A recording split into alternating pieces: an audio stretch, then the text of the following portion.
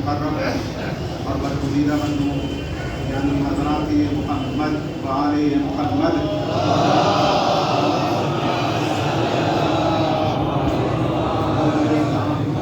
और उनके दुश्मनों से इज़हार नफ़रत को बेदारी और ऐलान बराअत के साथ हमें इस बाकी सच्चाई को हकीकत पर समझना होगा और अपने दिलो दिमाग की गहराई में बिठा कर हमें की मंजिल में आना होगा। उसका नाम है तक़वा। तक़वे का मुतालबा कुरान में भी किया गया है अल्लाह की जानिब से, और तक़वे का मुतालबा हदीसों में भी किया गया है मासूमीन की तरफ से। यानी तक़वा ईमान के बाद हर बंदे में सबसे अहम और सबसे बुनियादी ज़रूरत है। इस पर दुनिया और आखिरत की तमाम सआदतों और कामयाबियों के उसूल का दारोमदार है। इंसान जब तक सफर नहीं समझता, अगर ईमान नहीं ले आए तो वो नाम कबूल नहीं। हकीकतन इंसान उसी वक्त मोमिन कहलाने का हिसाब होगा जब उसने अल्लाह की मंजिल में अपने पूरे वजूद को अल्लाह के हुक्म कर दिया और वो अपने दिल को अल्लाह के अमला किया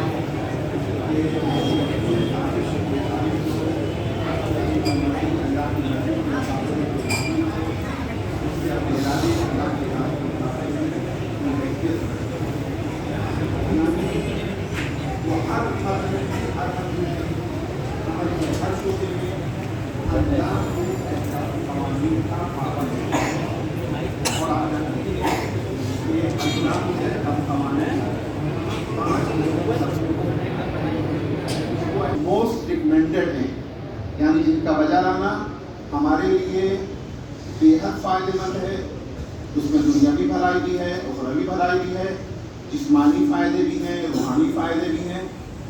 लेकिन हम इसी वजह से उसे तर्क करते हैं, जानबूझ के हम नहीं बजा लाए तो अल्लाह की बारगाह में हम गुनाहगार नहीं होंगे, सज़ा के हक़दार नहीं ठहरेंगे। ऐसे उमूर को कहते हैं मुस्तहब, जिसे आप अपनी ज़बान में सुन्नत के लफ्ज़ से ताबीर करते हैं। तो ये दो किस्में हुई। तीसरी किस्म वाजिब के मुकाबले में है। कुछ काम इनका अंजाम देना हकीकत में ज़रूरी है, अगर तर्क करेंगे तो गुनाहगार होंगे। तो कुछ वो भी काम है कि इनका हकीकत पे तर्क करना ज़रूरी है, अगर हम उन्हें अंजाम देंगे तो गुनाहगार होंगे। उन्हें इस्तिलाह शरीयत में कहते हैं हराम। हराम हर उस काम को कहते हैं जिससे हर कीमत पर इंसान के लिए बचना ज़रूरी है, वो उसे अंजाम नहीं दे सकता। अगर अंजाम देगा तो वो अल्लाह की नाफरमानी करेगा, गुनाहगार होगा और सज़ा का हकदार ठहरेगा। यह है हराम। और चौथी वो किस्म वो मुस्तहब के मुकाबले में, जिस तरह कुछ कामों का अंजाम देना हमारे लिए रिकमेंडेड था, बजा लाना फ़ायदे के बाइस था, उसी सूरत में कुछ काम ऐसे हैं कि जिनका तर्क करना हमारे लिए फ़ायदे का बाइस है। अगर हम उन्हें छोड़ देंगे तो उसमें हमारा जिस्मानी फ़ायदा है, रूहानी फ़ायदा है, दुनियावी फ़ायदा है, और फ़ायदा है। लेकिन अगर हम अंजाम देते हैं तो गुनाहगार नहीं होंगे, अल्लाह के यहाँ सज़ा के हक़दार नहीं ठहरेंगे। इन्हें कहते हैं मकरूह। तो चार किस्में हुई। पहली किस्म वाजिब, दूसरी किस्म मुस्तहब, तीसरी किस्म हराम और चौथी किस्म मकरूह। पांचवी किस्म इसे कहते हैं जायज़ और मुबाह। कुछ वो काम हैं, बल्कि बहुत सारे वो काम हैं कि जो सिर्फ और सिर्फ हमारी मर्जी पे छोड़ दिए गए, चाहे हम उन्हें अंजाम दें और चाहे ना अंजाम दें। शरीयत ने न उन्हें अंजाम देने के लिए कहा और न उनसे बचने के लिए कहा है। उन्हें कहते हैं जायज़ और मुबाह। तो पांच किस्में हैं। अगर इंसान मुबाह की फहरिस्त बहुत पुरानी है, अगर इंसान वाकई मुत्तकी और परहेजगार बनना चाहता है तो कम से कम अदना दर्जे का तक़वा इख्तियार करे। और वह अदना दर्जे का तक़वा ये है कि वाजिबात छूटने न पाएँ और वो मुहर्रमात का मुर्तकिब न होने पाए। कभी किसी वाजिब को नज़रअंदाज न करे और किसी हराम की जानिब उसके कदम आगे न बढ़े। अलबत्ता वाजिब और हराम का ताल्लुक चंद मखसूस उम्र से जो हमारे ज़हन में पाए जाते हैं नहीं है। मतलब फर्ज कर लिए कि हम समझते हैं सिर्फ नमाज का जगाना यही वाजिब है, रमज़ान का रोज़ा मिसाल के तौर पे यही वाजिब है, یا اگر ہم مستطیع ہو جائیں، صاحب استطاعت ہو جائیں تو حج ہم پہ واجب ہے. ہم صرف چند گنے چنے واجبات کو جانتے ہیں. درحال ہے کہ واجبات کا تعلق ہماری زندگی کے ہر شعبے سے، انفرادی زندگی کے شعبے سے بھی ہے، اجتماعی زندگی کے شعبے سے بھی ہے، گھریلو زندگی سے بھی ہے، گھر کے باہر کی زندگی سے بھی ہے، تجارت سے بھی ہے، سیاسی امور سے بھی ہے، سماجی امور سے بھی ہے، تمام مسائل سے. سب سے بڑی بات، جس طرح اللہ کے حق کی ادائیگی واجب ہے، اسی صورت سے بندوں کے حق کی بھی ادائیگی ہر انسان کے لیے واجب ہے. بندوں میں چاہے وہ ماں باپ ہو، چاہے شوہر کے لیے زوجہ ہو، زوجہ کے لیے شوہر ہو، والدین کے لیے اولاد ہو، اولاد کے لیے والدین ہو، پڑوسی کے لیے پڑوسی ہو، مومن کے لیے مومن ہو. جس طرح سے ہم پر حقوق کی ادائیگی اللہ کے واجب ہے، اللہ کے حقوق کی ادائیگی واجب ہے، اسی صورت سے بندوں کے حقوق کی بھی ادائیگی واجب ہے. اور جب تک ہم بندوں کے حقوق کو ادا نہیں کریں گے، اس وقت تک ہم بڑی ذمہ نہیں ہوں گے، اللہ کی بارگاہ میں اجر کے حقدار نہیں بنیں گے. بلکہ اللہ بھی بندوں کے حق کو اس وقت تک معاف نہیں کرے گا جب تک بندے معاف نہ کر دیں. یعنی جس کا حق ہم نے پامال کیا، جس کا حق ہم نے پامال کیا، چاہے ہم کسی کے حق میں جھوٹ بولے ہو، چاہے ہم نے کسی پر بہتان لگایا ہو، چاہے ہم نے کسی پر جھوٹی تہمت رکھی ہو، چاہے ہم نے کسی کی غیبت کی ہو، چاہے ہم نے کسی کی چغلی کی ہو، چاہے ہم نے کسی کو کسی سے لڑایا ہو، چاہے ہم نے کسی کا مال چھینا ہو، چاہے ہم نے کسی کا مال غصب کیا ہو. جتنے بھی مسائل ہیں زندگی میں جو انسان عام طور پہ جن کو اہمیت نہیں دیتا ہے اور جن کی طرف توجہ نہیں ہوتی ہے، بندوں کے حق اگر ہم نے پامال کیے ہیں، بندوں کے حقوق، تو جس کا حق پامال کیا ہے جب تک وہ نہیں معاف کرے گا، پروردگار عالم بھی معاف کرنے کا وعدہ نہیں کرتا ہے بغیر اس کے کہ وہ معاف کر دے، بغیر اس کے کہ جس کا حق ہم نے پامال کیا وہ معاف کر دے. اللہ ہمیں معاف کرنے کا وعدہ نہیں کرتا ہم سے. والدین محترم، ہمیں تمام واجبات کو اپنے سامنے رکھنا ہوگا اور تمام محرمات کو اپنے سامنے رکھنا ہوگا. اگر ہم واقعی متقی اور پرہیزگار بننا چاہتے ہیں، اور انسان کے لیے ایمان اسی وقت کام آنے والا ہے، انسان کا بندہ مومن بننا اسی وقت فائدہ مند ثابت ہوگا جب وہ تقوی کی منزل میں فائز ہو جائے، یعنی ایمان کے ساتھ ساتھ متقی اور پرہیزگار بھی بن جائے. اور حقیقتاً اگر آپ دیکھا جائے تو ایمان کی صحیح اور باطنی تعریف یہی ہے: زبان سے کلمے کا دوہرا لینا، زبان سے اللہ کی توحید کا اقرار کر لینا، زبان سے اللہ کی عدالت کا اقرار کر لینا، یہ زبان سے پیغمبر کی نبوت کا اقرار کر لینا، زبان سے قیامت کا اقرار کر لینا. یہ اسلام ہے، یہ ظاہری اسلام ہے. لیکن ایمان اس وقت ہوگا جب یہ سارے کے سارے اعتقادات ہمارے دل کی گہرائی میں بیٹھ جائیں گے. صرف زبان سے اقرار نہ کریں بلکہ دل کی گہرائی سے اقرار کریں. یہ ایمان ہے. لیکن ایمان کی حقیقی تعریف میں سب کچھ شامل ہے. چنانچہ اگر ہم اپنی طرف سے ایمان کی ڈیفینیشن کریں تو ہم کون سی ایمان کو ڈیفائن کر پائیں گے؟ حقیقتاً ایمان کی تعریف کرنے کا اور ایمان کو ڈیفائن کرنے کا حق اسے ہے جو کل ایمان بن گیا ہے، ایمان جس کے رغبے میں سرایت کر گیا ہے. چنانچہ مولائے متقیان امیر المومنان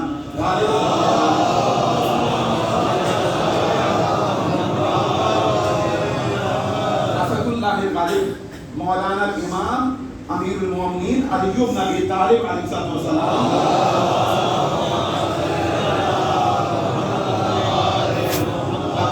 ارشاد میں فرماتے ہیں، ارشاد امام کا لفظ میں کہ ایمان 3 مرحلوں کو طے کرنے کا نام ہے. بالکل کان کھول کے تمام مومنین سماعت فرمائے، خاص طور پہ ہمارے نوجوان. ایمان 3 اسٹیپس ہیں، 3 مرحلے کہ جن کو طے کرنے کا نام ایمان ہے.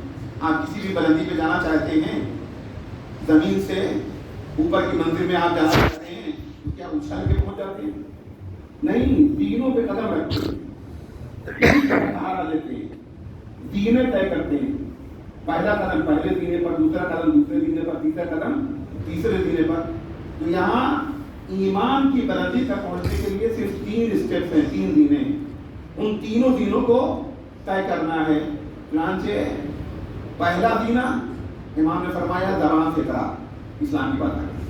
پہلا مرحلہ زبان سے اقرار، کہ ہم اللہ کی وحدانیت کا اقرار کریں، اللہ کی عظمت کا اقرار کریں، اللہ کی الوہیت کا اقرار کریں، اللہ کی ربوبیت کا اقرار کریں، اللہ کے عدل کا اقرار کریں، اللہ کے صفات حسنہ کا اقرار کریں، اللہ کی صفات ثبوتیہ کا اقرار کریں، اللہ کی صفات سلبیہ کا اقرار کریں، وغیرہ وغیرہ زبان سے اقرار.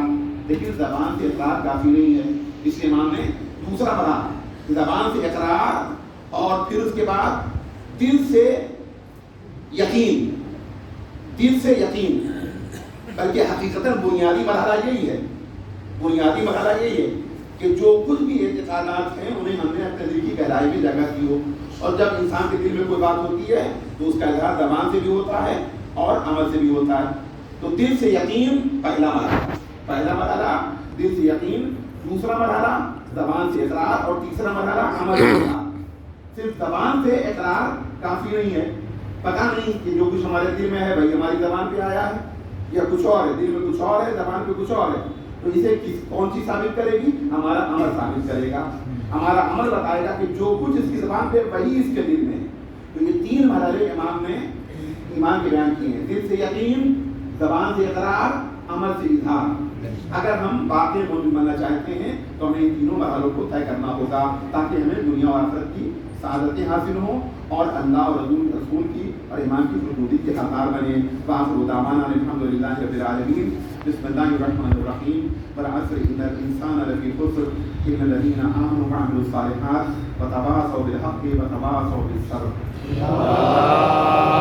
اللهم صل علی محمد.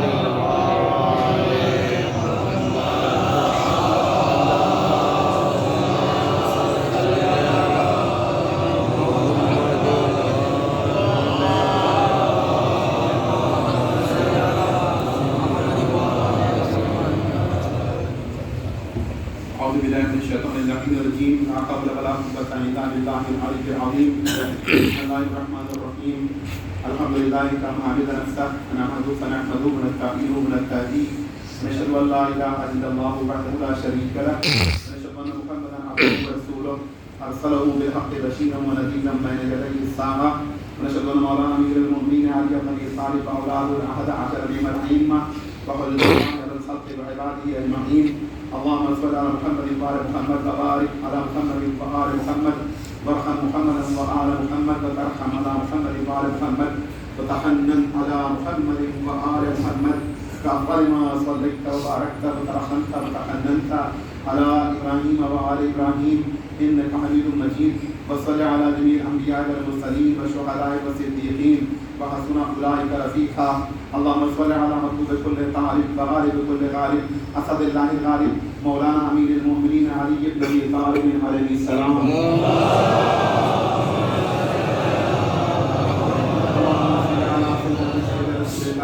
وقت رسول الأعظم خليفة المصطفى وخليفة المصطفى أم الحسنين وأم الأئمة الأصحاب سيدتي ومولاتي فاطمة الزهراء سيدة نساء العالمين.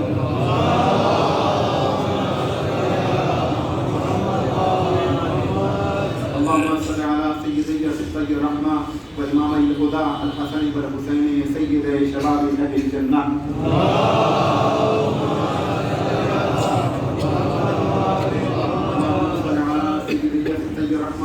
وإمامي الهدى الحسن والحسين سيدي شباب أهل الجنة.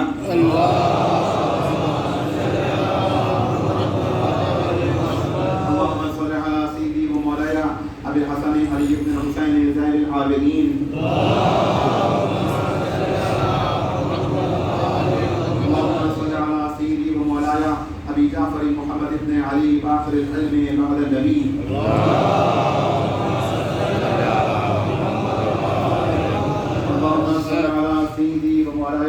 أبي عبد الله جعفر بن محمد الصادق الباري الأمين.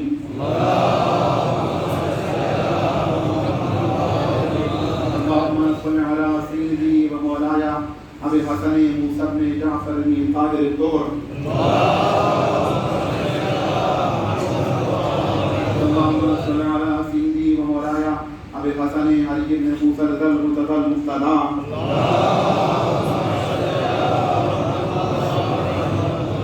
اللهم صل على سيدي ومولاي أبي جعفر محمد بن علي التقي الجواد.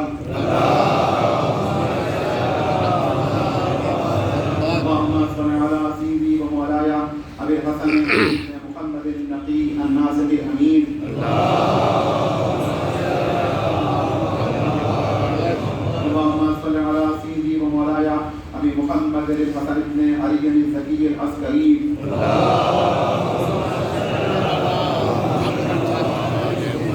اللهم صل على سيدي ومولاي حجة ابن الحسن العسكري الخاتم المهدي عليه السلام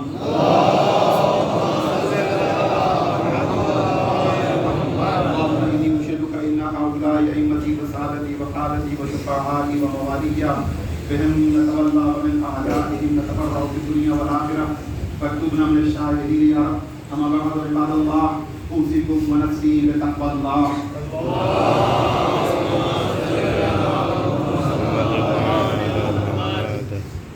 حضرات، آج یکم شوال المکرم یعنی عید کا دن ہے. وہ عید جسے عید الفطر کے نام سے تعبیر کیا گیا ہے. یقیناً یہ خوشی کا دن ہے، لیکن امام کے ارشاد کے مطابق خوشی کا دن ان لوگوں کے لیے ہے جنہوں نے ماہ مبارک میں اللہ کی عبادت کی ہے، اس کا فرمان بجا لائے ہیں اور روزے رکھے ہیں. لیکن جن لوگوں نے ماہ مبارک کو عام دنوں کی طرح سے بسر کیا اور گزارا، جنہوں نے نہ واجبات ادا کیے، نہ محرمات سے پرہیز کیا، نہ نمازیں پڑھی، نہ روزے رکھے، نہ دیگر واجبات انجام دیے، وہ آج کے دن اگر ہنسیں، خوشی منائیں، اچھے کپڑے پہنیں، اچھے کھانے کھائیں، تو یہ ان کا حق نہیں ہے. ان کے لیے عید کا دن نہیں ہے. عید کا دن ان لوگوں کے لیے ہے جنہوں نے ماہ مبارک میں اللہ کی عبادت اور اطاعت کے فرائض کو انجام دیا ہے. اور امام نے اس سلسلے میں ایک اور تصور ہمیں عطا فرمایا ہے، وہ یہ کہ اگر تم چاہتے ہو کہ تمہاری زندگی کا ہر دن عید بن جائے. یہ عید تو سال میں ایک مرتبہ آتی ہے، ایک مرتبہ عید الفطر، سال میں ایک مرتبہ عید الاضحیٰ، اور پھر اس کے بعد عید غدیر. تو عیدیں سال میں ایک دن آتی ہیں، لیکن ہر بندے مومن اگر چاہے تو اپنی زندگی کے ہر دن کو عید بنا سکتا ہے. وہ کیسے؟ امام نے فرمایا کہ تمہاری زندگی کا ہر دن عید ہے. ہر وہ دن عید ہے جس دن تم نے اللہ کی نافرمانی نہ کی، جس دن تم نے کوئی گناہ نہ کیا. چنانچہ انسان جب رات میں بستر پہ لیٹے تو دن بھر کے اپنے اعمال کی ایک فہرست اپنے ذہن میں تیار کرے، خاکہ، کہ آج کے دن میں ہم نے کیا کیا کام انجام دیے، کیا اچھے کام انجام دیے، کیا برے کام انجام دیے، کیا نیک کام انجام دیے، کیا بد کام انجام دیے، کیا ہم نے اللہ کی عبادت کی، کیا ہم نے اللہ کی نافرمانی کی. تو اگر انسان اپنے اعمال کا جائزہ لے اور یہ دیکھے کہ ہمارے اعمال کی فہرست میں گناہوں کی بھی ایک بڑی فہرست ہے. مثلا ہم نے آج 100 کام انجام دیے تو اس میں 90 کام ایسے ہیں کہ جو گناہ سے تعلق رکھتے ہیں، 10 کام نیک ہیں، 90 کام. تو اگر 90 کی عدد انسان کے ذہن میں آ گئی تو اب دوسرے دن اس کی کوشش ہونی چاہیے کہ دوسرے دن اس کی تعداد گھٹ جائے. 90 کی تعداد گھٹ کے مثلا 80 پہ آ جائے، 80 کی تعداد گھٹ کے 70 پہ آ جائے، 70 کی تعداد گھٹ کے 50 پہ آ جائے، 50 کی تعداد گھٹ کے 10 پہ آ جائے، یہاں تک کہ وہ دن آئے کہ جس دن ہم دیکھیں کہ ہم نے 100 کام انجام دیے، 100 میں 100 کے نیک، 100 کے 100 نیک کام ہیں، اللہ کی عبادت ہے، اس میں گناہ کوئی نہیں. امام کہتے ہیں وہی دن تمہارے لیے عید کا ہے. اللہم صلی علی محمد و آل محمد. انسان نے اللہ کی نافرمانی نہ کی ہو، کوئی فعل حرام انجام نہ دیا ہو، کسی گناہ کا وہ مرتکب نہ ہوا ہو، امام کے ارشاد کے مطابق وہ عید کا دن ہے. میں جو باتیں ہمیشہ آپ کی خدمت میں عرض کرتا رہا ہوں پھر دہراؤں گا، اس لیے کہ بہت سارے لوگ ایسے بھی ہیں کہ جو سال میں صرف عید اور بقرعید کی نماز ہی میں دکھائی دیتے ہیں. لہٰذا اسلام کا پیغام اور معصومین کی تعلیمات اور ان کے ارشادات لوگوں کے ذہنوں تک پہنچنا چاہیے تاکہ اتمام حجت ہو اور اللہ کی بارگاہ میں جب امام جب ظہور فرمائیں اور ان کی تلوار علم کو کوئی نہ کہہ سکے مولا ہمیں معلوم نہیں تھا. ہم جانتے نہیں تھے. عید کے دن، عید کا دن جو آج کا دن ہے، اس میں واجب بھی ہے، حرام بھی ہے، اور اسی کے ساتھ ساتھ مستحب بھی ہے. توجہ، 3 احکام، 5 احکام آئے کہ 5 میں سے 3 کا تعلق آج عید کے دن سے، واجب، حرام اور مستحب. چنانچہ واجب کون سا کام ہے؟ واجب عید کی رات چاند دیکھنے کے بعد سے نماز ظہر سے پہلے تک، بلکہ نماز عید سے پہلے تک فطرہ نکالنا یہ واجب ہے. فطرہ نکالنا، اور فطرے کا فائدہ بھی ہمیں پہنچتا ہے. اور فطرہ، ایک فطرہ پورے خاندان کے لیے کافی نہیں ہے کہ آپ نے ایک فطرہ نکالا، جیسے اس سال ایران پر تھا 120 روپے کا، آپ نے پورے خاندان کی نیت کر لی. جی نہیں، ہر فرد کے لیے، چاہے وہ چھوٹا سا بچہ ہی کیوں نہ ہو یا وہ مہمان ہی کیوں نہ ہو جو شب عید آپ چاند رات آپ کا مہمان بنا ہے، آپ کو ہر فرد کی طرف سے 120 روپے یعنی ایک فطرہ نکالنا ہے. تو فطرہ نکالنا واجب ہے. اور مستحب کون سا کام ہے؟ نماز عید. نماز عید پڑھنا وہ مستحب ہے، لیکن کب؟ امام کی غیبت کے زمانے. امام جب تک پردہ غیب میں ہیں، نماز حقیقتاً نماز عید نماز جمعہ کی طرح واجب ہے. نماز جمعہ کی طرح نماز عید بھی واجب ہے اگر امام موجود ہوں، لیکن امام کی غیبت کے زمانے مستحب ہے. اور اسی لیے آپ کی بات کرتے ہو کہ مستحبی نماز جماعت سے نہیں پڑھی جا سکتی. سنتی نماز آپ چاہیں نماز شب جماعت سے ادا کر سکتے ہیں، یا نماز زیارت امام سے پڑھتے ہیں آپ جماعت سے ادا کرنا چاہیں ادا کر سکتے ہیں. مستحبی نماز، سنتی نماز جماعت کے ساتھ نہیں ہوتی ہے، صرف واجب نمازیں جماعت کے ساتھ ہوتی ہیں. تو عید و بقرعید کی نماز یہ جماعت سے کیوں پڑھی جاتی ہے؟ اسی کہ اصلاً ہے واجب، مگر زمانہ غیبت امام میں یہ مستحب ہے، اس لیے اسے جماعت سے پڑھنے کا اور پڑھانے کا حکم ہے. تو ہم جماعت سے پڑھتے ہیں. نیت امام کی غیبت کے زمانے میں استحباب کی ہوگی. البتہ عید کی نماز چاہے وہ عید فطر ہو یا عید قربان ہو، یہ جمعے جیسی احمد کی حامل ہے، اور اس میں 2 خطبے بھی رکھیں گے. فرق یہ کہ جمعے کا خطبہ نماز سے پہلے ہوتا ہے اور عیدین کی نماز کا خطبہ نماز کے بعد ہوتا ہے. لیکن نماز کو مکمل کرنے کے لیے جس طرح جمعے میں خطبے کا سننا ضروری ہے، اور جمعے میں کے خطبے کے دوران بات چیت کرنا منع ہے. مثلا فرض کریے کہ آپ بیٹھے تو ہیں جمعے کے خطبے کے دوران، لیکن موبائل آن کر کے بات کر رہے ہیں یا آپس میں ایک دوسرے سے گفتگو کر رہے ہیں، تو آپ گناہگار ہو رہے ہیں. خطبے کا سننا واجب ہے. اسی صورت سے عیدین کا خطبہ بھی ضروری ہے کہ توجہ سے سنا جائے اور یہ خیال رکھا جائے کہ ہمیں کیا بتایا گیا ہے، معصومین کی کیا ارشادات ہم تک پہنچائے جا رہے ہیں. تو یہ 2 خطبے ہیں، پہلا خطبہ اور اس کے بعد دوسرا خطبہ. اسی صورت سے نماز عید کی صورت میں نماز جمعہ میں صرف مثلا کہ ایک ہی قنوت ہے، وہ ہے دوسری رکعت میں، لیکن نماز عیدین میں دونوں رکعتوں میں قنوت ہیں. دونوں رکعتوں میں، پہلی رکعت میں 5 قنوت اور دوسری رکعت میں 4 قنوت. اس طرح سے قنوت کی تعداد 9 ہے. لیکن ہاں یہ قنوت بھی عام نمازوں کی طرح مستحب ہے، یعنی یہ کہ اگر فرض کر یہ بھولے چکے قنوت چھوٹ جائے تو یہ، یا مثال کے طور پہ قنوت کی جو مثلا دعا آپ کو تعلیم کی گئی ہے اس میں ذرا سا فرق آ جائے، بھول جائے، جیسا کہ کبھی کبھی میرے ساتھ بھی ہو جاتا ہے اور ہر ایک کے ساتھ ہو سکتا ہے انسان کی ہے، تو ایسے میں قنوت کی صحت پر یا نماز کی صحت پر کوئی اثر نہیں پڑتا ہے.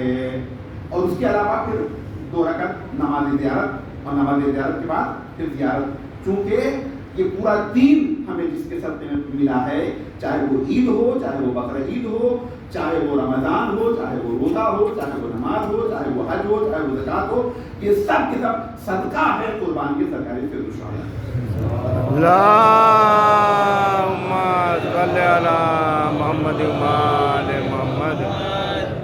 تو واجب اور مستحب، اور اس کے بعد حرام کیا ہے؟ آج کے دن روزہ ہے. دیکھیے کل تک جو کام واجب تھا، اب اگر کوئی کہتے نہیں تھا ہم تو 30 کی تعداد پوری کریں گے، 29 کا چاند ہو گیا ہے نا، 30 کی تعداد کو ہم پوری کریں گے، ٹھیک ہے، لوگوں کے ساتھ جائیں گے، نماز پڑھ لیں گے، مگر رہیں گے روزہ. آج کے دن جو روزہ رہتا ہے اس کا روزہ رہنا حرام ہے، وہ اللہ کی نافرمانی کا مرتکب ہو رہا ہے، وہ گناہگار ہو رہا ہے، وہ ثواب کا حقدار نہیں ہوگا۔